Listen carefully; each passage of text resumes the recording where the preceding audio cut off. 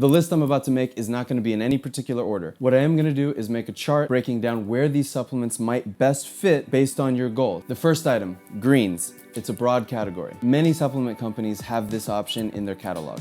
In a nutshell, this category is just companies taking whole plants, herbs, greens, vegetables, dehydrating them, and putting them in a powder form so you can consume them at a convenience. A few ingredients to look for include but are not limited to spirulina, chlorella, kelp, dulse, dandelion greens, dandelion roots, chia seeds, sprouts, nettle, basil. Just an overview of some of the benefits you'll have from taking this supplement every day is mainly in your digestion. Now don't get me wrong, there's so much more than just that, but it really needs its own video just to be more accurate and detailed. So when dealing with weight loss and muscle gain, everybody always focuses in on macros, right? Carbohydrates, fats, protein. Now, this is a strong focus on micronutrients. So when we talk micro, we're talking about phytonutrients, vitamins, minerals, antioxidants, and so on. Now, the benefits of incorporating this: better skin, better gut biome, better digestion, better immune health. It can lead to less aches and pains throughout the day. A better mineral balance means you're less likely to get headache. Increased bowel movements, and with a clear gut path, you're able to better absorb other nutrients and you'll have more energy.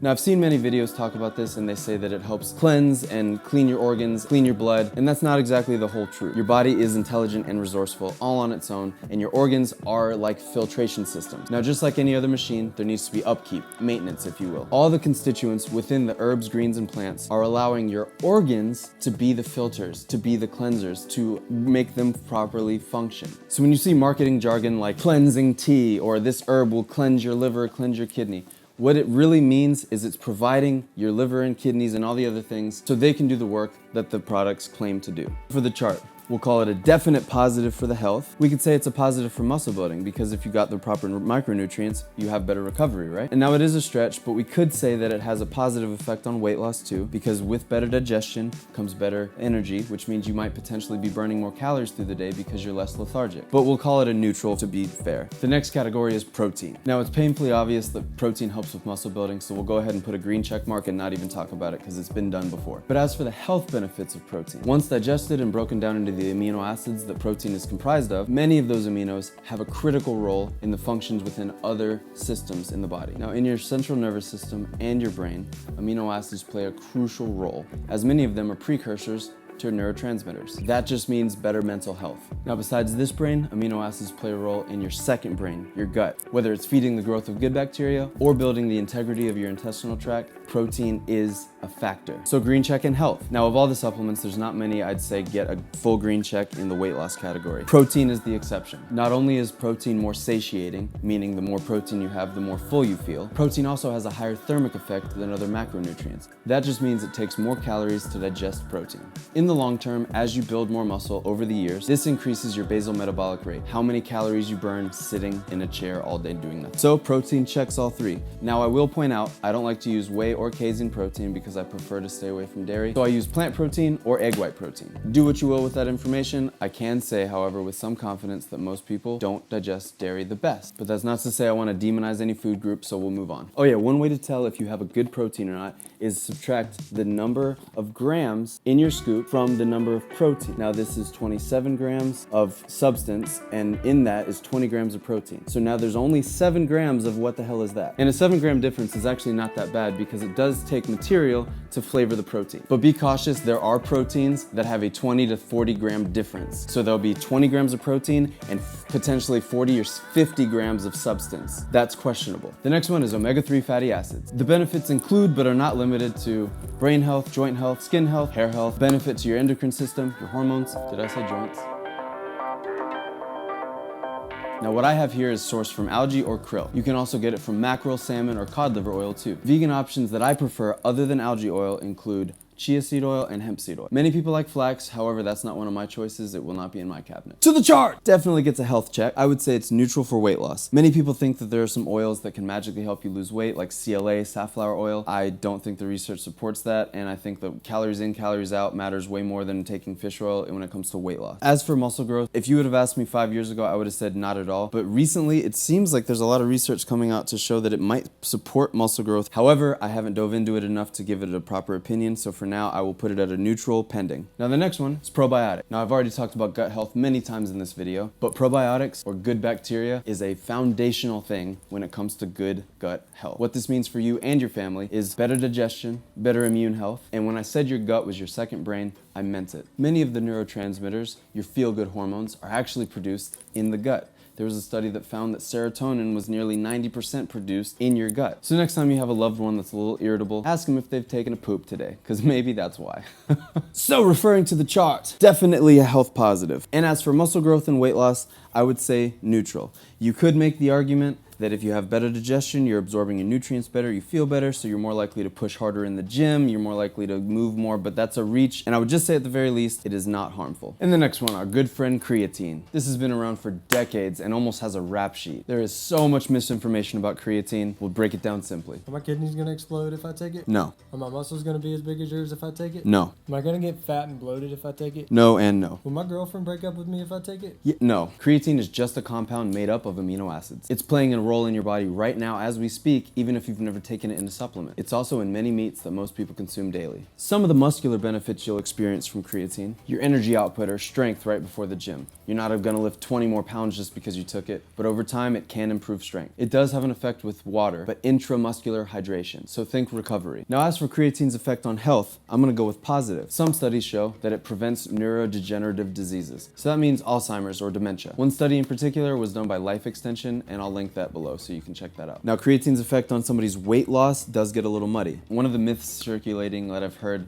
is that it makes you gain fat weight. That's absolutely not true. One of the other myths that circulated is that It makes you hold a lot of water. Now that's kind of true, but that's not the whole truth. Subcutaneous water right under the skin versus in the muscle, two different things. So no, you won't get a watery stomach just from taking creatine. In the early days when creatine was first on the shelves, many companies put creatine with sugar. If you know anything about sugar, carbohydrates, we all know the more of that you eat, the more of water you'll retain. So my conclusion, it's neutral. Next up is ashwagandha. It's an herb sometimes referred to as Indian ginseng. Now I want to have a really meaningful conversation about this one. Stress and adrenal fatigue affect almost everybody that you have ever come across in your entire life. I almost feel like our society is built off of stress. It seems like a perpetual, never-ending cycle. We work hard and we're stressed about it. We get home from work and we're stressed about our surroundings. The media is constantly telling us we're not good enough, so we're stressed while we're watching TV. And when you try to go to sleep, you can't sleep because you're stressed about all the things that you didn't do that day. So you can't sleep at all, or you get poor sleep, so you wake up the next day feeling almost worse than you did yesterday. So we overload our caffeine, which then makes our ability to deal with stress worse, and that takes away from our sleep even further, and potentially causes more anxiety. That's where ashwagandha comes in.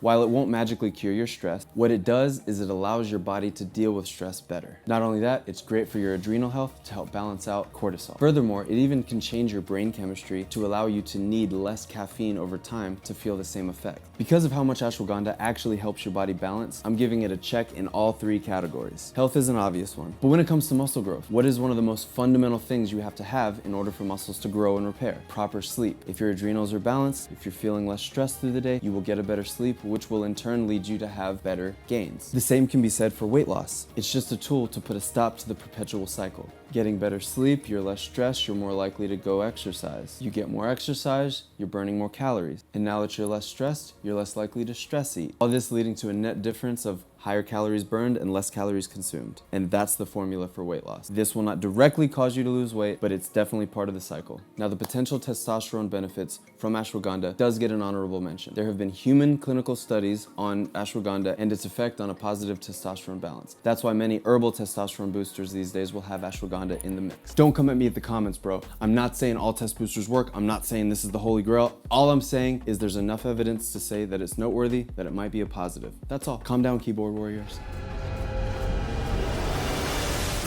Now for the next category, vitamins, minerals, and electrolytes. Just like any other category, I could go in depth in an entirely separate video about the topic, but we'll just keep it brief. A multivitamin is just a safety net. So when you're missing different nutrients from your foods that you're eating through the day, a multivitamin can cover some of the bases that you miss. To be as proactive and effective as possible, I would recommend getting a blood test done to see where your vitamin and mineral panels are individually. One special focus in the vitamin category is vitamin D. It is safe to say that most people are going to be deficient. Another thing is if you're rich in melanin like like me, or richer, we actually need more vitamin D. Now, in my opinion, more important than vitamins is the minerals. Most multivitamin supplements do fall short in the multi-mineral category. And the one potentially positive thing about most processed foods is that they're vitamin fortified, but most of them are not mineral fortified. You also should take into account your day-to-day activity, whether you're sweating outside for work, or you're working out a lot, or you're talking a lot. These are things that actually expel minerals from your body faster. And if you're not getting a lot of root vegetables, you're not taking in a lot of mineral supplements, and you're expelling sweat and losing minerals every day, most likely you're at an imbalance. And most metabolic functions in the body need some type of minerals to help facilitate the transaction, let's call it that. So this is where things like coconut water, sea moss, electrolyte powders come into play. So as for weight loss, neutral. You could reach and say if you're more hydrated, you're more energetic and more likely to go do cardio, but that's with a lot of things, so we'll keep it at neutral. Same thing with building muscle. A hydrated muscle is a pumped muscle, and you have more endurance, so you're likely to get more reps out, but I still think it's a stretch to say that it will make your muscles grow. You know, actually, I thought about this more. Magnesium is really crucial in sleep, so is zinc, and if you sleep properly, we know you'll get better recovery.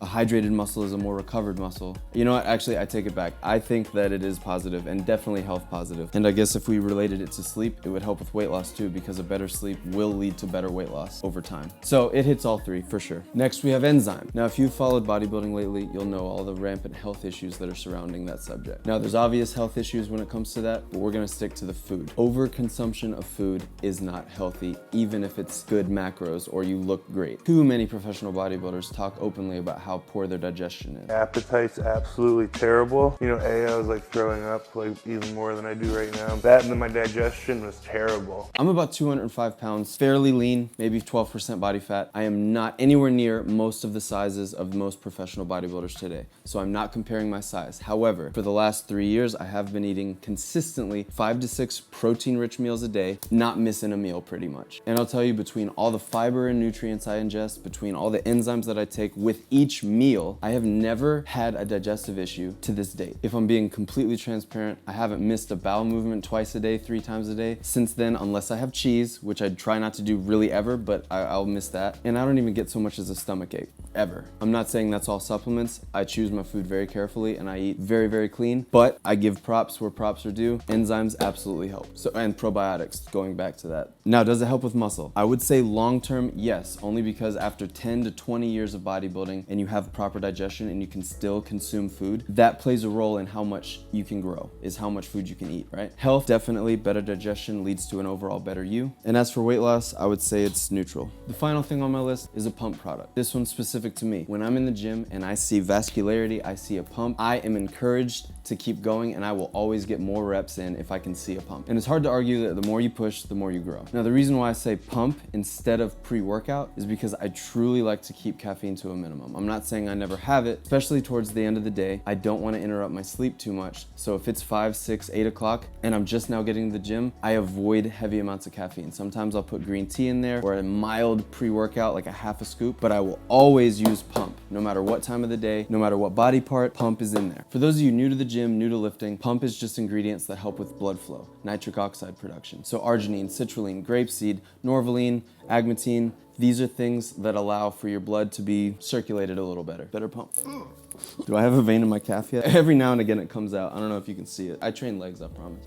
Cut to show legs. Does it help with weight loss? No, but it doesn't hurt it. Does it help with health? Yes, if you have high blood pressure, it can help lower it. And I'd say overall, more nutrients circulating and getting to the right places, this is a good thing. Now, does it help with muscle growth? I actually don't think so. I know that sounds crazy, but directly, I don't know how much it actually affects your muscle tissues to grow. Now, I do know that when I am pumped and when many of my friends are pumped, we get a better workout. And if we're getting a better workout 90% of the year, that is absolutely leading to more gain. But I don't think directly it is the cause of an increase in muscle mass. Now look, I could be wrong. The valid argument could be that more nutrients and oxygens flowing to the muscle would lead to bigger contractions and actually stimulate more muscle tissue, but I don't know that there's been any clinical studies on it that I'm aware of. If there are, please let me know. Now, I think this video ran a little too long, so if you'd like to see a video of me reviewing supplements that I would not recommend, please comment down below and I will make that happen. Thank you so much for tuning in and watching me rant about supplements. I truly hope you learned something. Please remember to like, subscribe, bell, do all the things. And as always, respect yourself.